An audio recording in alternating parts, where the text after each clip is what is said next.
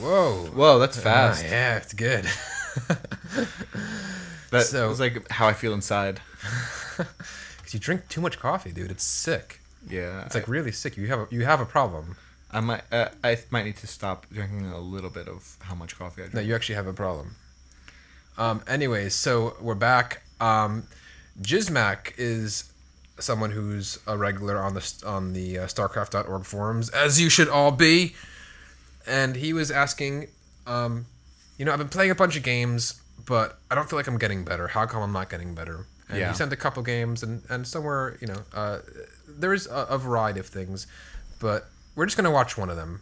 Yeah, we're gonna try to offer some specific advice to Jizmac, but also you can all extrapolate this to yourselves, and do you have the same feeling? While I keep playing, I keep trying. Well, how come I'm not getting better?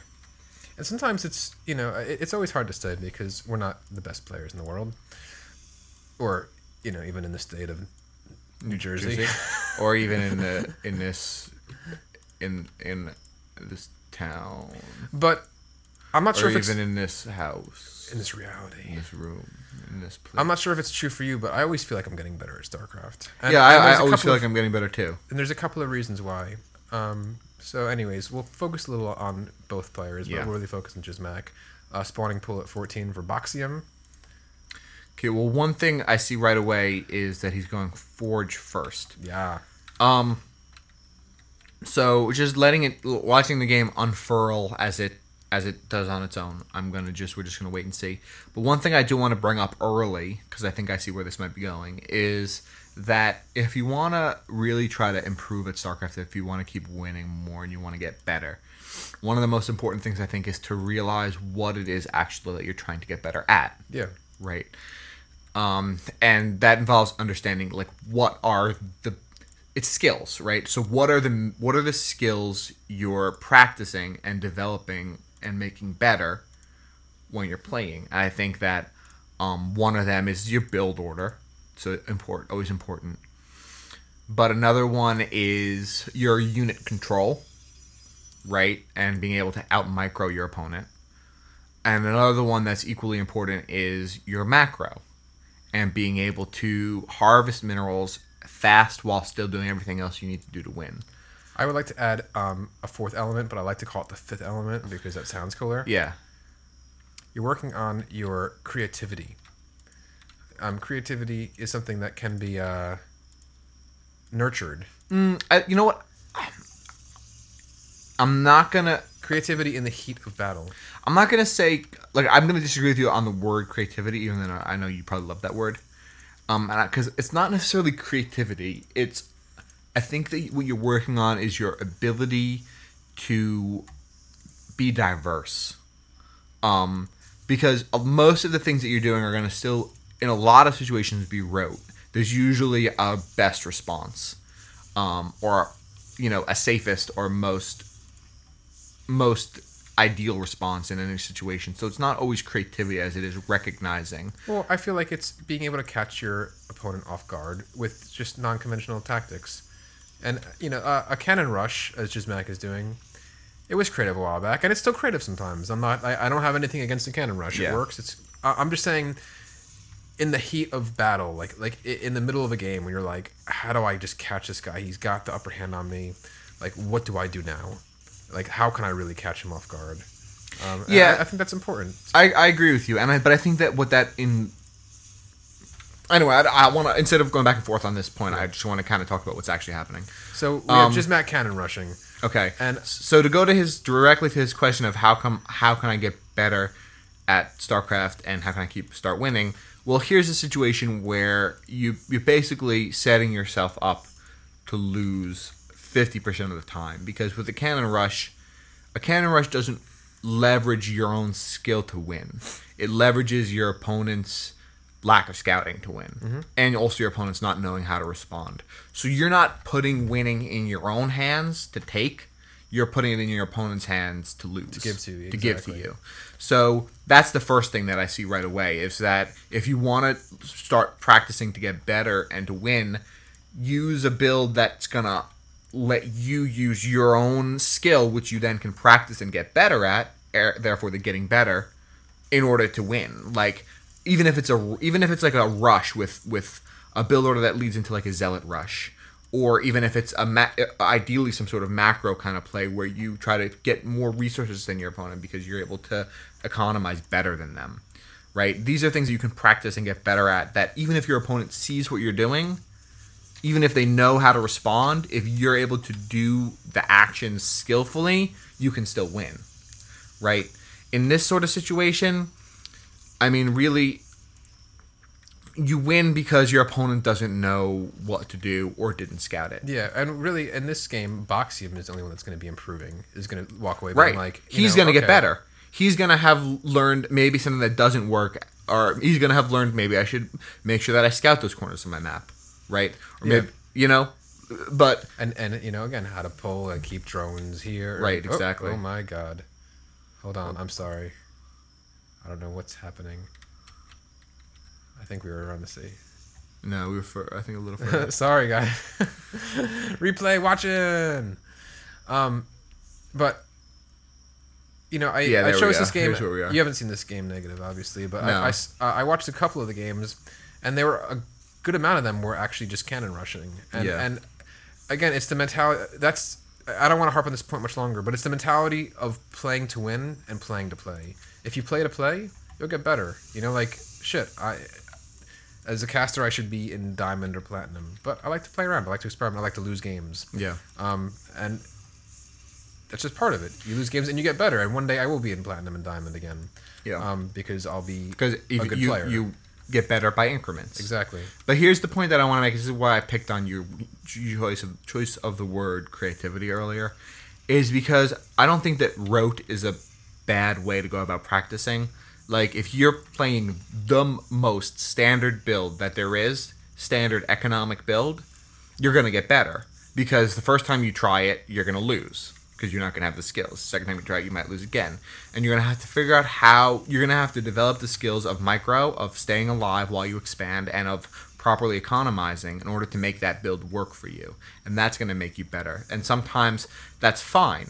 There's people who choose to play by trying different things and being creative and get better that way, and there's players who choose to use a standard build order, and there's a reason why they're standard. But the reason why people always say that you don't get better by cheesing is, with no connotation of it being bad to cheese or good to cheese being used at all, just saying the reason why people say you don't get better is because you're not leaving your comfort zone. You're not developing micro, you're not developing macro, you're not developing a better understanding of how to use your units, and you're not developing an awareness of how to react in different situations.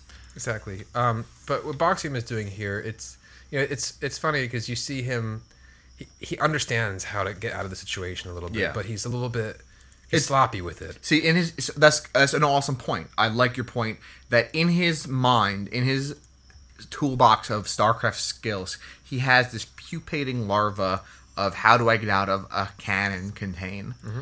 And it's a larva that develops every time he gets into the situation.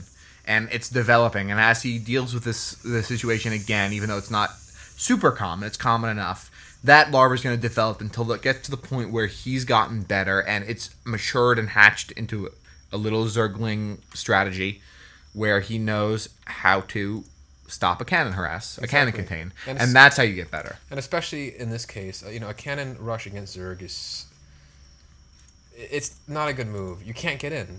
He's still protected. All he has to do, in this situation, essentially, is have Tech 2 Nidus canals and just come in one. Yeah. I mean, it wouldn't have been that much harder. And in this case, there's some cannons in the base. It's a little bit tougher, yes. Of just doing the Baneling bust out. Just keep your macro going as strong as you can. Trying to sneak drone out to still expand secretly.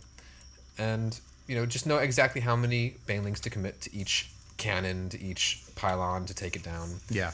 And you see him getting, even as this game goes on, you see him getting a little bit better of a hold on how he has to get in there. Yeah. And here's another just a general guideline that I would offer to everybody. This is a mind state that I had when we first started playing StarCraft 2 in the StarCraft 2 beta.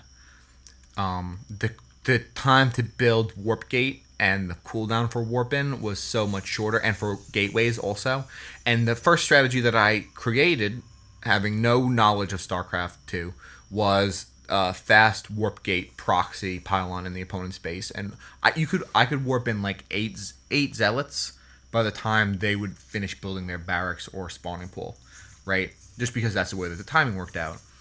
And I did that. I did it again and again and again for like probably the first 2 weeks that we played. And then until I realized that this is all that I was doing. And honestly, if any of the opponents that I played against were to play me a second time, they would beat me easily. Yeah, exactly. And so you go into the games with the mind state of I'm going to play this game to get better by playing as if I know I'm going to have to play this person again, using the same build I used the first time right after I finish playing them this time. And that way you really pushes you to play in the most solid way possible all around, not relying on the fact that they can't see what you're doing or don't know what you're doing. And that's really where standard play comes from that ideology. Yeah. Of playing every time as if it's a best of 3. Yeah. Well, I mean, and that's why even sometimes when me and you train against each other, it's like, even today, it's like I tell you the build I'm going for. Yeah. Be prepared for this. You don't even have to scout it. Just know it's coming. And actually, it's something that a lot of pro players do too, is when pro players practice with their training partners, they'll say, I'm going to practice this build right now. This is what I'm going to do. How are you going to try to stop it? Try to stop it. You know what I mean? And they keep doing it they try that same build against all the different things that might stop it until they know what to do in every situation, how to make their build work in every situation. And if you can't, that's really the pursuit of a build order is if you find something that beats your build order every time, it's not a good build order. That's what if you remember the episode of Amateur where we talked about Guns Akimbo's fast mute build, that's really what we were trying to do. We were trying to find a way to make that build work in every situation, in different situations, how to prepare for what happens if they rush you early, then how do you survive? You don't say, oh, well, my build just doesn't work against that. Yeah. You make a build that works against that, right? Yeah. And you see, and like, I'm not trying to be hard on anyone. Like, you see Jizmac obviously understands everything he needs to understand, but I think when he's possibly watching games, he's taking away, oh, this is what I saw won in that game. Yeah. And again, just ignoring the process of Right. of playing. There's nothing just against playing to play. There's nothing against playing and using cheese, especially a lot of times players will use cheese in the first game of best of 3, even pros. Yeah. Like I just said, a story of myself. I used cheese when I first started playing the beta. Yeah. But if really what you want to do is to get better at StarCraft and become a more skilled player, be able to beat better opponents, and not just win at the level that you're at repetitively, then you need to start playing standard. Yeah. And there's no need to connotation. play out of your comfort zone. Right, exactly. You're going to lose games, but you'll get better. And the only reason I made this point with these were because there were a couple of, a bunch of the games were cannon rush games, and it was just, it's like, come on, dude, you can do more than that. I know. Loss is the path to victory. Yes, you're so smart. Yeah. All so, right. anyways, see you all next week. GG. GG.